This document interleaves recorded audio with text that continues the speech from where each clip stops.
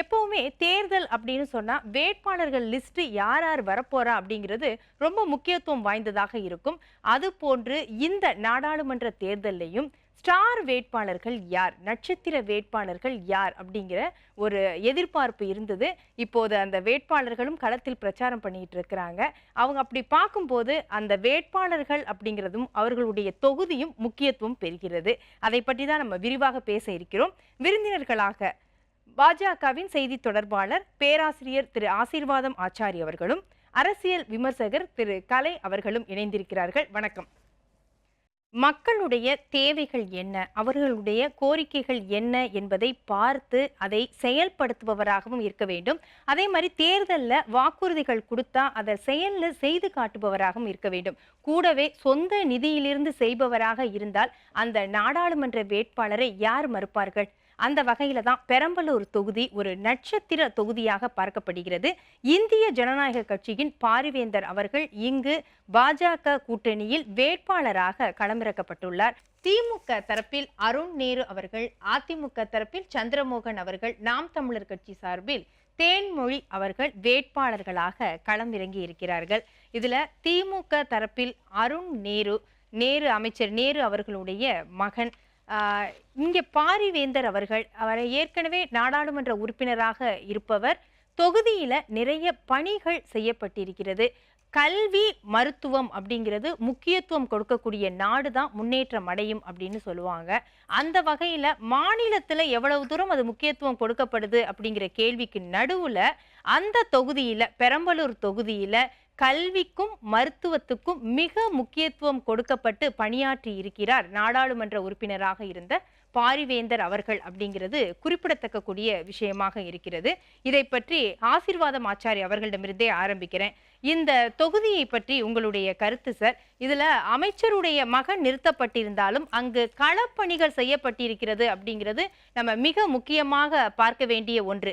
செல்வாக்கு, கூட்டணி பலம், ஆளும் கட்சி எல்லாத்தையும் தாண்டி அந்த மக்களுக்காக யார் செஞ்சிருக்கிறாங்க அப்படிங்கிற விஷயம்தான் எடுபடும் அப்படிங்கிறது ஒரு எல்லாருடைய பார்வையாகவும் இருக்கிறது. உங்களுடைய கருத்து? பெரம்பலூர் தொகுதி ஒரு நட்சத்திர தொகுதி.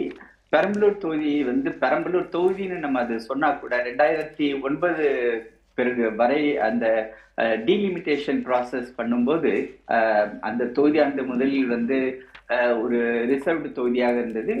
2009 அது ஓப்பன் தொகுதியாக ஆனது. அதன் காரணமாகத்தான் அப்பொழுது ராஜா அங்க இருந்தவர் நீலகிரிக்கு ஷிஃப்ட் ஆனார். இந்த தொகுதி பெரம்பலூர் தொகுதின்னு சொன்னா கூட பெரம்பலூர் மாவட்டத்துல இருந்து ஒரே ஒரு சட்டமன்றம் தான் அதுல இருக்குது.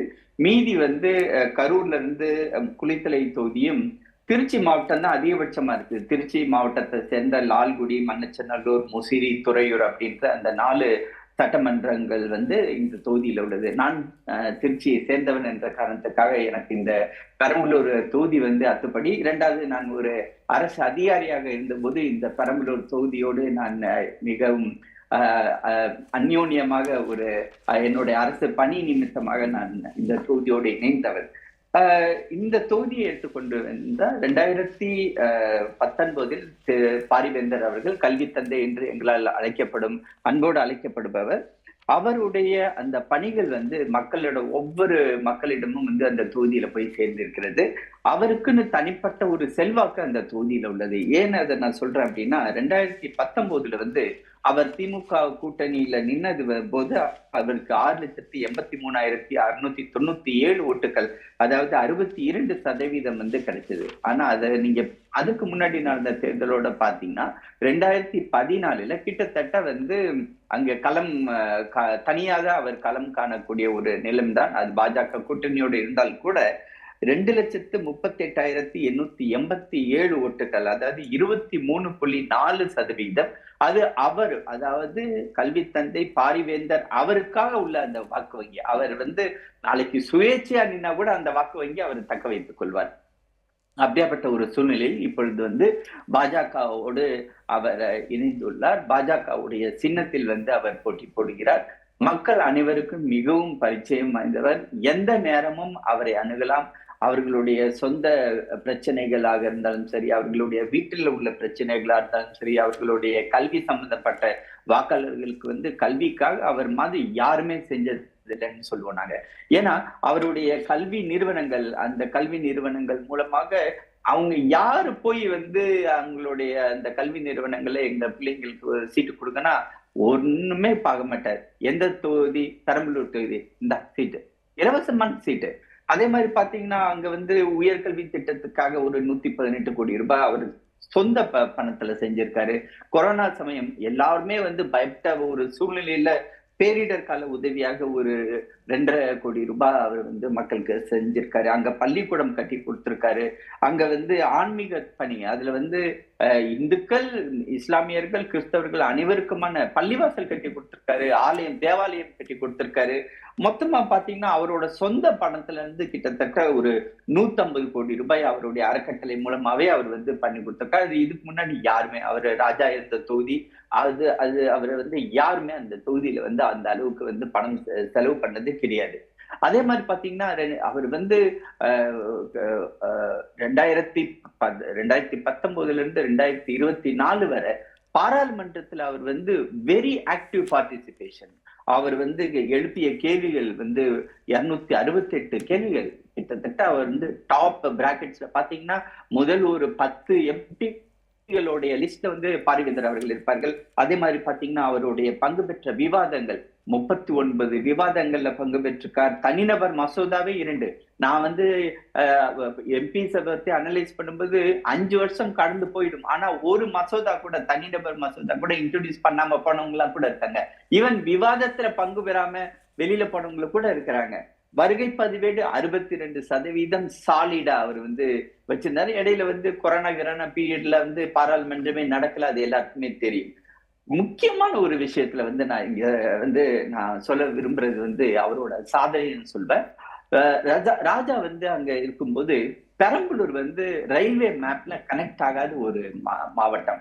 அந்த மாவட்டத்துல பாத்தீங்கன்னா அரியலூர், பெரம்பலூர், துறையூர், நாமக்கல், இத வந்து ஒரு லிங்க் எடுத்து ஒரு ரயில்வே லைன் போடணும்ன்றது வந்து அங்க உள்ள மக்களுடைய ஒரு 60-70 வருட ஒரு அபிலாஷை.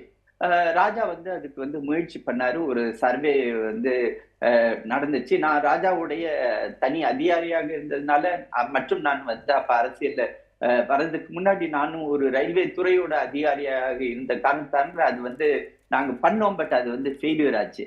அதுக்கு பிறகு வந்து கிட்டத்தட்ட 10 வருடமா யாருமே அதை பத்தி யோசிக்காத சூழ்நிலையில ஐயா அவர்கள் வந்து அதை வந்து எடுத்து டெல்லியில வந்து அதுக்குரிய ரயில்வே அமைச்சரை பார்த்து மீண்டும் பெரம்பலூர் தொகுதியை வந்து இந்தியாவுடைய ரயில்வே மேப்ல சேர்க்கணும் அப்படின்றதுக்காக அதை வந்து சேர்க்கிறதுக்குரிய எல்லா பூர்வாங்க நடவடிக்கைகளும் அவர் எடுத்துட்டார். இந்த ஒரு சாதனை போதும் அவருக்கு வந்து மக்கள் மீண்டும் மீண்டும் வந்து அவருக்கு ஓட்டளிப்பதற்கு. அரியலூர், பெரம்பலூர், துறையூர், நாமக்கல் இந்த புதிய இருப்பு பாதை அங்க வந்துருச்சுன்னு வச்சுக்கோங்களேன். சரக்கு போக்குவரத்தா இருந்தாலும் சரி, ஒண்ணு இப்ப அவங்க அரியலூருக்கு போறாங்க, இல்லாத திருச்சிக்கு வராங்க, அப்படி இல்லாட்டினா அந்த சைடு விருத்தாச்சலத்துக்கு போறாங்க. இப்ப அங்கேயே அவங்களுடைய லோக்கல் பிளேஸ்ல இருந்தே இல்லாட்டினா இந்த சைடு சேலத்துக்கு போவாங்க. ஆனா இப்ப அங்க இருந்தே அவங்களால வந்து ஒரு பயணத்தை மேற்கொள்ள முடியும். அவங்க விளைவித்த பொருட்களையும் இந்தியாவுடைய எந்த ஒரு கார்னருக்கும் வந்து அவங்களால கொண்டு போய் செலுத்த முடியும். இது ஒரு மிகப்பெரிய சாதனையா தான் நான் பாக்குறேன். மக்கள் வந்து எந்த ஒரு குறையும் இல்லாம அவர் வந்து தன்னோட தொகுதியை வச்சிருக்காரு. நான் ஏற்கனவே சொன்ன மாதிரி நள்ளிரவிலையும் போய் வந்து அவர்கிட்ட போய் கேட்கலாம், உதவி கேட்கலாம். தட்டாமல் உதவி செய்யக்கூடிய, அதாவது பண உதவியா இருந்தாலும் சரி, அவங்களுடைய கல்வி உதவி, மருத்துவ உதவி, அது மாதிரி வந்து உதவிகள் செய்த rarest of the rare parliamentarian அப்படின்னா நான் பாரிவேந்தன் அவர்களே சொல்வேன். அருண் நேருவை பத்தி நம்ம பேசாம இருக்க முடியாது. அவர் வந்து முதல் தடவையாக எலெக்ஷன்ல நிக்கிறாரு. அவர் வந்து நேரு அவர்களுடைய மகன்ற அந்த ஒரே ஒரு முத்திரையோடு தான் வந்து நிக்கிறார். அந்த திருச்சி மாவட்டத்துல இருந்து 4 தொகுதி நான் சொன்ன சட்டமன்ற தொகுதிகள், அந்த தொகுதிகள் வந்து அவர் நேரு வந்து அதை தான் போக்கஸ் பண்றாரு.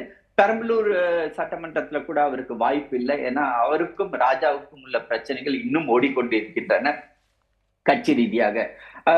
அடுத்தது அதே இதுல பாத்தீங்கன்னா கரூர் எந்த அளவுக்கு வந்து அவருக்கு வந்து கரூர் மாவட்டத்தில் உள்ள ஒரு தொகுதி, குளித்தலை தொகுதி எந்த அளவுக்கு அவருக்கு யூஸ்ஃபுல்லா இருக்குன்றதும் தெரியல. சோ அவர் வந்து கான்சென்ட்ரேட் பண்றது அந்த 2 தொகுதியை விட்டுட்டு 4 தொகுதியில தான் கான்சென்ட்ரேட் பண்றாரு. இருந்தாலும் அவரால் வந்து பாரிவேந்தருக்கு பக்கத்தில் கூட நெருங்க முடியாத ஒரு சூழ்நிலை தான் வந்து நாங்கள் பார்க்கிறோம். சந்திரமோகன்ற ஒரு அதிமுக வேட்பாளர் யாருன்னு கூட நான் அங்கிருந்து வந்தவன், யாருன்னு கூட தெரியாத ஒரு சூழ்நிலை தான் இருக்குது. அதனால பாரிவேந்தன் அவர்கள் கண்டிப்பாக வெற்றி பெறுகிறார்கள்.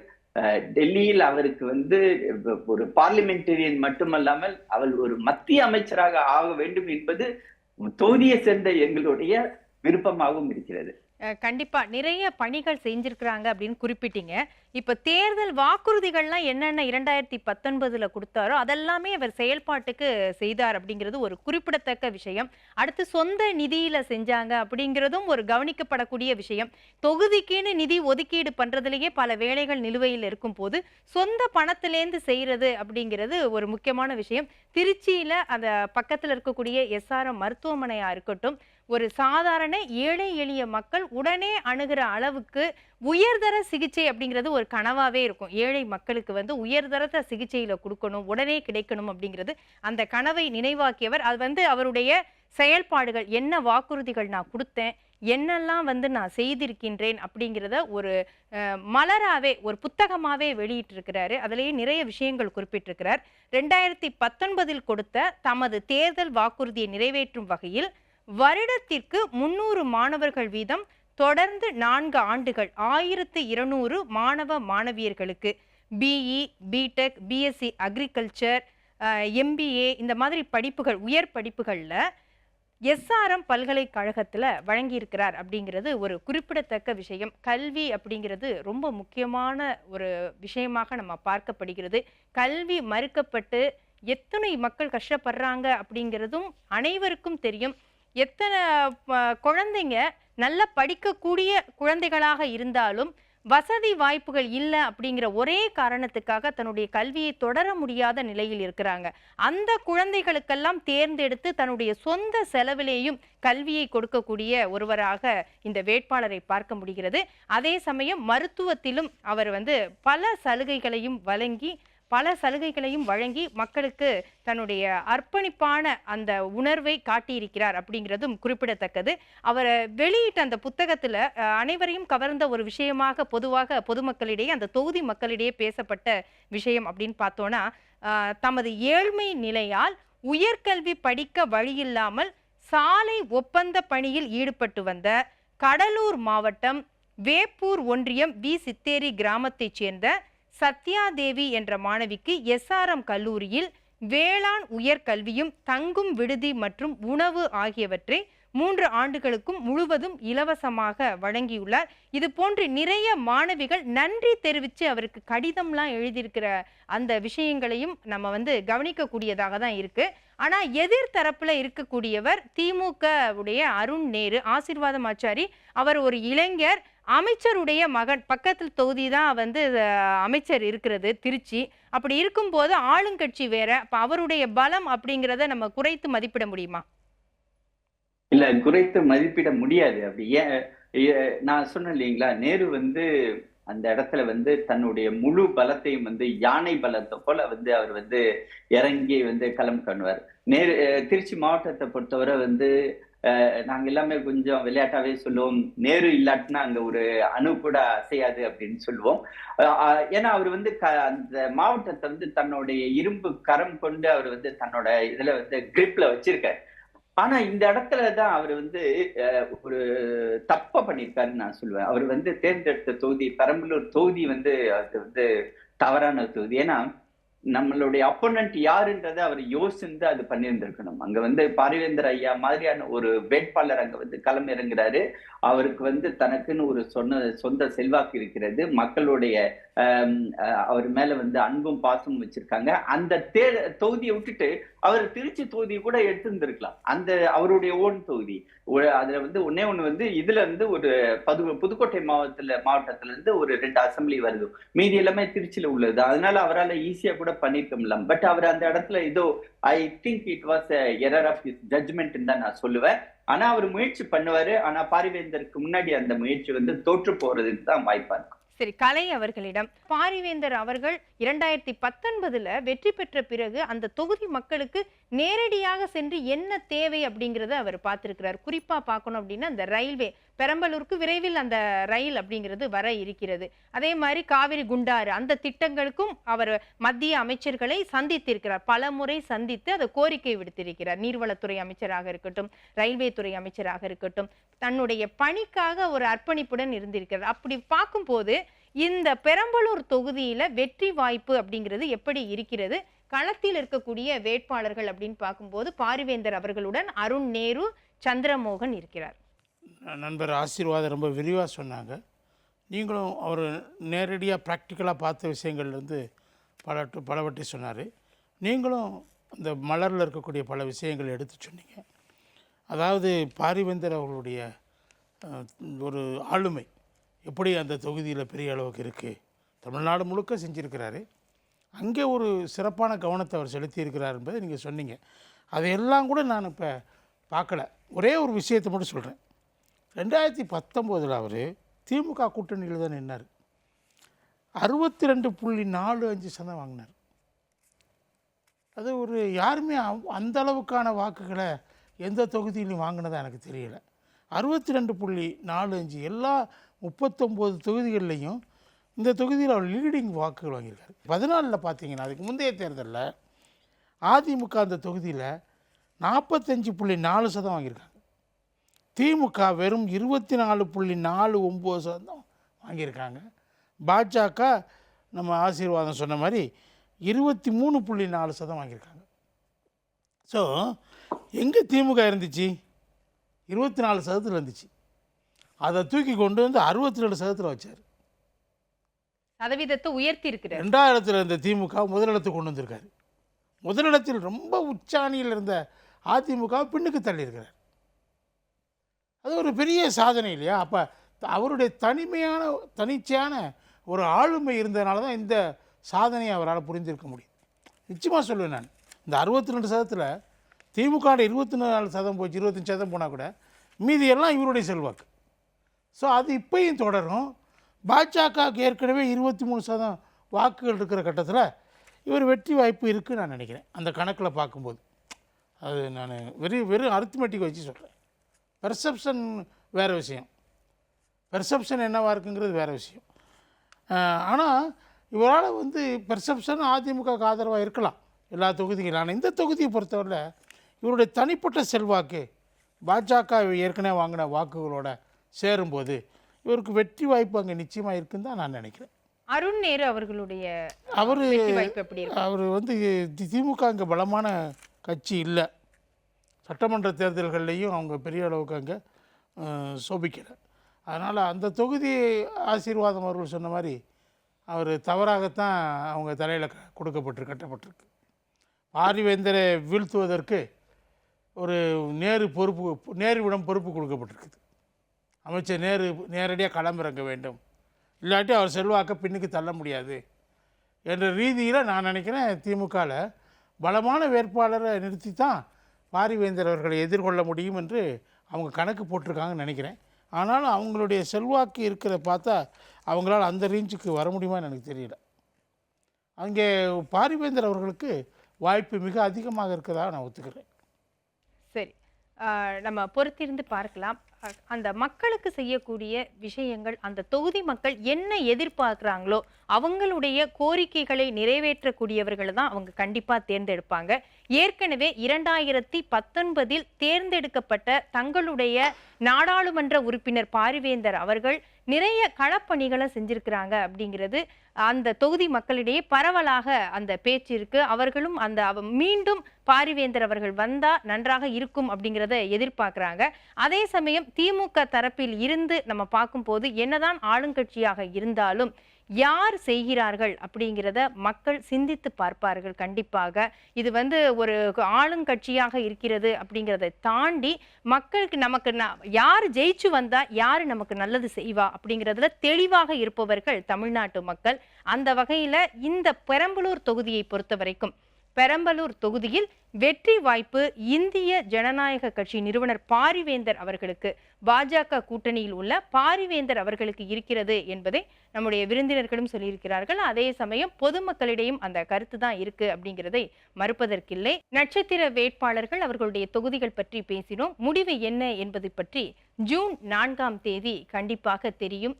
மக்கள் தேர்ந்தெடுக்கப்படுபவர்கள் அவர்களுடைய தேவைகளை பூர்த்தி செய்பவர்களாக இருக்க வேண்டும். அந்த ஒற்றை விரல் புரட்சி என்பது நடக்க வேண்டும் என்பதே அனைவருடைய விருப்பமும் எதிர்பார்ப்புமாக இருக்கிறது. நன்றி, வணக்கம். விருந்தினர்களுக்கும் நன்றி.